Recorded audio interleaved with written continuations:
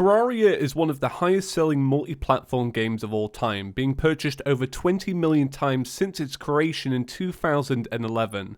7 years later, we're going to take a look back at the history of this phenomenal game and how it developed from a simple building game to a commercial success, being cancelled and later revived, and finally publishing one of the largest game updates of all time. Let's begin.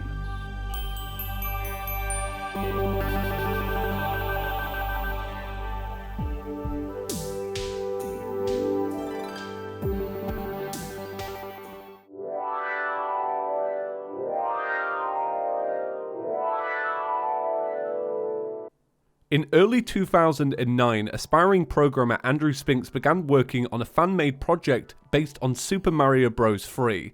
It was later released in August 2009 under the name Super Mario Bros. X and launched with its first episode. In this first episode was a set of levels that used the basic mechanicals found in the original game, but as updates followed, the game added more and more unique mechanics and even included a level editor.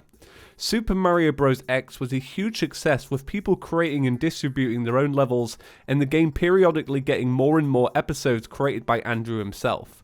The development for the game went on until 2010, at which point Andrew deleted the game during the progress of the 1.3 update. It was later revived sometime later by fans, and Andrew returned to the project, releasing the 1.3 update in October 2010. Little did he know, only 7 months later, his next project would launch him to global success, and not without some huge bumps in the road.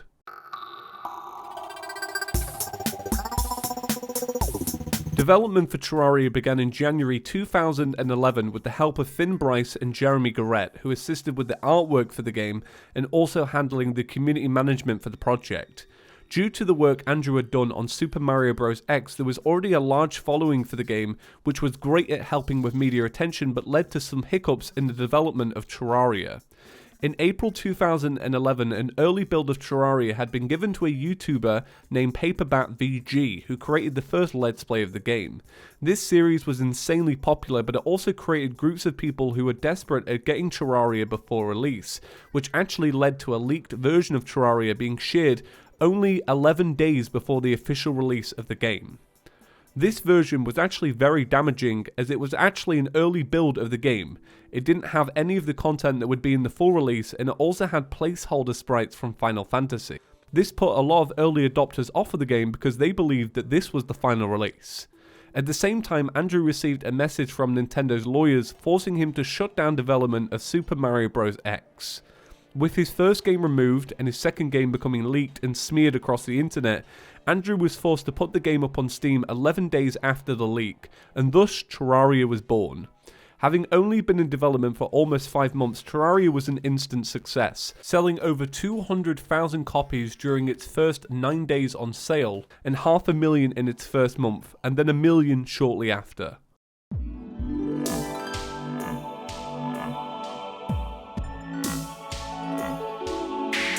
Jeremy Garrett silently left the Relogic team, leaving behind Andrew and Finn Bryce to work on the game together. This was announced by Finn on a community chat room. During this time, he also announced that he had been working with a volunteer artist named Lejour, who still creates Terraria sprites full-time to this day.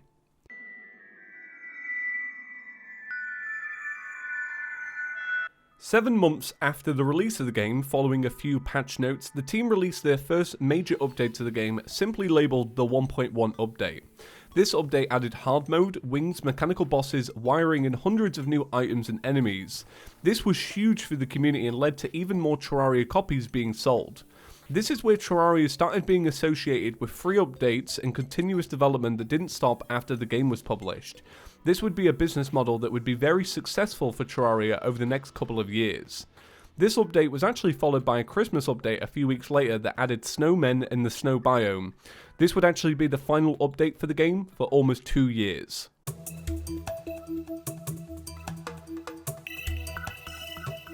The second big hump in Terraria's development was just about to begin. Earlier in the month, Finn Bryce began discussing a new project on his Twitter account without giving too many details.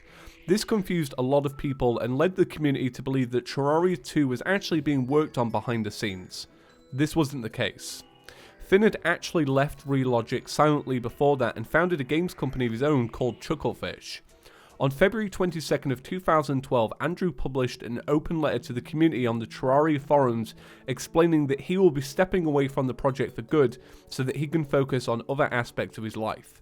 During this time, Finn Bryce also announced his game Starbound, which would draw a lot of parallels with Terraria. This divided a lot of Terraria's community, with some people leaving the game and swearing by Starbound to be their next favourite game, and people sticking with Terraria despite the updates not being released anymore. Around this time, a lot of the YouTubers playing the game stopped creating videos, and the community that worked on mods and texture packs began slowing down too. This was actually a very hostile time, and not a lot of people talk about that. There were countless posts across the web with people turning their backs on Andrew and Finn, and a serious question had to be answered. What are gamers entitled to, and is a developer responsible for working on the game after the launch?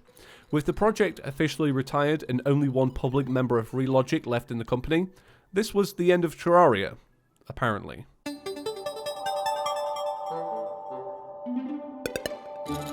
Sometime during the fallout of Terraria being cancelled, a deal was struck with 505 Games and Engine Software to port the game over to PlayStation 3 and Xbox 360. This was announced on the official Terraria Facebook page. There had also been multiple games developers who had gone to Relogic asking if they could begin developing PC Terraria for Relogic. Most notably, the developers of Dungeons of Dreadmore asked, and they were turned away. There was also an Android version of Terraria created by Brad Gearan. When he approached Relogic with his project, they told him he couldn't release it, and so he actually released it for free without Relogic's permission. But before doing so, he actually named the game a new title, which was called Branches, and it didn't work very well.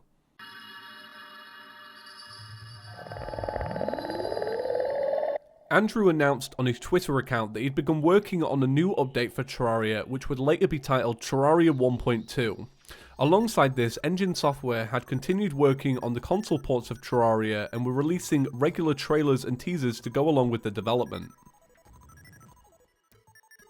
Terraria finally launched on consoles and was met with positive feedback. However, this was only the start of the infamous console edition bugs that would continue with Terraria even up until 2018, as it's still being worked on.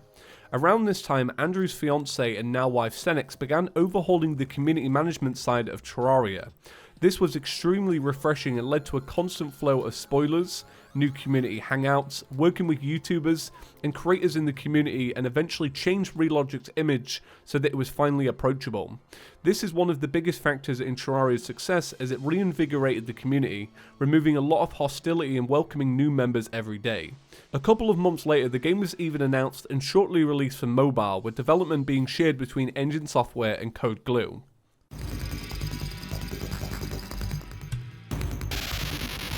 1.2 was finally released, adding new biomes, enemies, bosses, and a lot more. For some time, people thought it would actually be the biggest Terraria update, but the team had already begun working on even more updates that followed, which added minecarts, Duke Fish Run, and even wave events like the Pumpkin Moon and Frost Legion. There was also more people than ever working on the project, with some people passing through, only lasting a couple of months, and some members becoming full-time artists and programmers. Work had begun on the infamous 1.3 update, which was given the name the Lunar Update, and would be Terraria's biggest update that the community had ever seen. Development for this update was very slow, and it was confirmed that it would actually be Andrew's final update before handing off Terraria to other employees at Relogic, which only seemed fitting, as his first project, Super Mario Bros. X, actually ended with the 1.3 update. Work began on porting Terraria 1.2 over to mobile and console, but that would also take quite a long time, and thus 2014 was filled with a few minor updates that ended with update 1.2.4, and would become the final update for quite some time. This was also the update that the mobile and console editions of the game were hoping to catch up to, which would take longer than expected.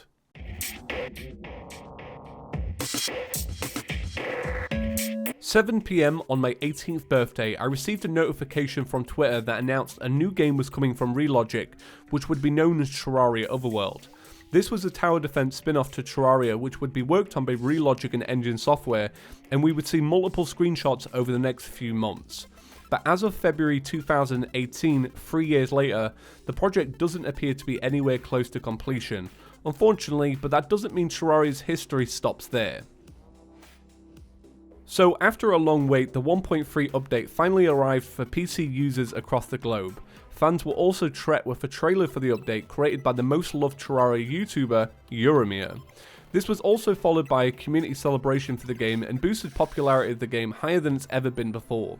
This update finally gave Terraria a final boss and kept fans occupied for a very, very long time. Almost a year after the game's largest update, fans were greeted with the wiring update for Terraria, which gave players new ways to create adventure maps. The update came bundled with an adventure map that demonstrated all of the new possibilities and was also paired with official controller support for the PC edition.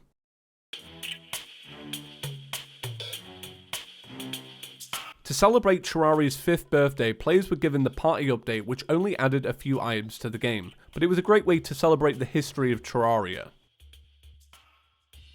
Terraria 1.3.3 was released, which added some cool mechanics and enemies to the desert. It wasn't very big, but it was definitely refreshing. The 4th and final update of 2016 contained the most content in a patch since the launch of Terraria 1.3 and gave players an awesome crossover with Dungeon Defenders 2. The update contained a tower defense mode with a new boss, new armors, enemies, and even a few Terraria weapons thrown into Dungeon Defenders 2. This was a great update that brought some of the community members back to Terraria, and even some of Dungeon Defenders. Around the time of the 1.3.5 update, which added 4K support and UI scaling, it was also announced that Engine Software would no longer be working on Terraria Otherworld, and instead they had been replaced by Pipeworks Studios, who had been working on the port of Terraria 1.3 for the Xbox One and PlayStation 4. This would be the last time we would hear about Terraria Otherworld.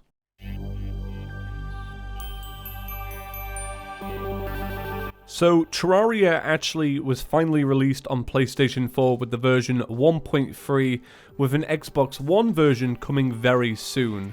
So what do we have to look forward to next? Well, we already know about the 1.3.6 update, which is coming to PC at some point in 2018.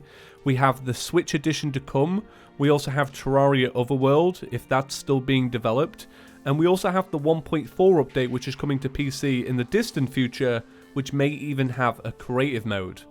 I just want to give an absolute massive thank you to the people that have worked on Terraria over the course of these 7 years.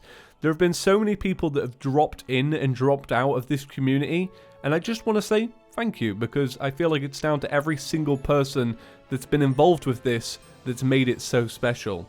I've been making Terraria videos for almost 7 years now, and I actually turned 21 years old this month. It's been a really great journey for me, and one that I actually really want to continue. I'm sure you guys are going to see me talk about Terraria for the next couple of years, because I really don't feel like there's a block to this. It just feels like Terraria is, I don't know, it just feels endless. And that's really special to me. So thank you for watching today's Terraria history video. Let me know how I did by leaving a like on today's video. Thank you all for watching, and I'll see you in the next one. Peace.